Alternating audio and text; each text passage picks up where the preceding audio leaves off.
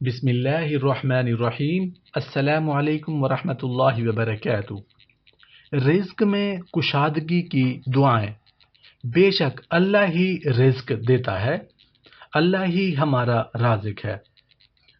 وَمَا مِن دَابَّةٍ فِي الْأَرْضِ إِلَّا عَلَى اللَّهِ رِزْقُهَا وَيَعْلَمُ مُسْتَقَرَّهَا وَمُسْتَوْدَعَهَا كُلٌّ فِي كِتَابٍ مُبِينٍ۔ اور زمین میں کوئی جاندار نہیں مگر اس کا رزق اللہ ہی پر ہے، اور اس کے ٹھہرنے کی جگہ اور اس کے سونپنے جانے کی جگہ جانتا ہے۔ سب کچھ ایک واضح کتاب میں ہے۔ بے شک رزق کے حصول کے لیے بہترین دعا۔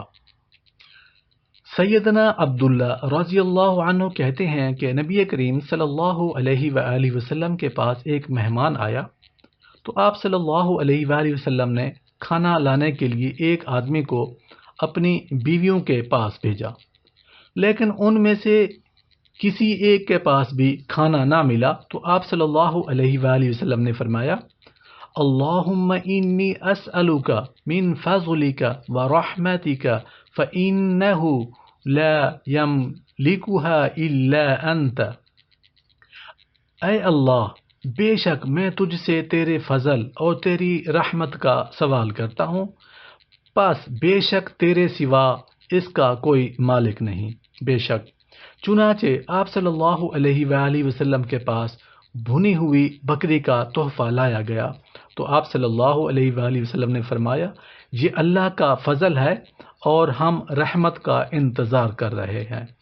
سبحان اللہ، سبحان اللہ۔ رزق کے حصول کے لیے تسبیح۔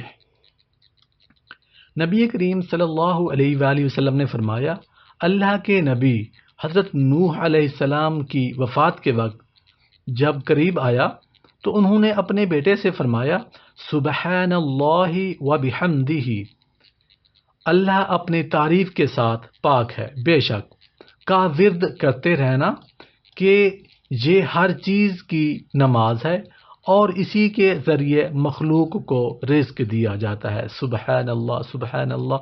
یا اللہ پاک، جو بھی مسلمان رزق کے حوالے سے پریشان ہیں، رزق کی تنگی کا سامنا ہے، یا اللہ پاک سب کو اپنے خاص غیبی خزانوں سے رزق عطا فرما دے۔ آمین یا رب العالمین۔ السلام علیکم ورحمۃ اللہ وبرکاتہ۔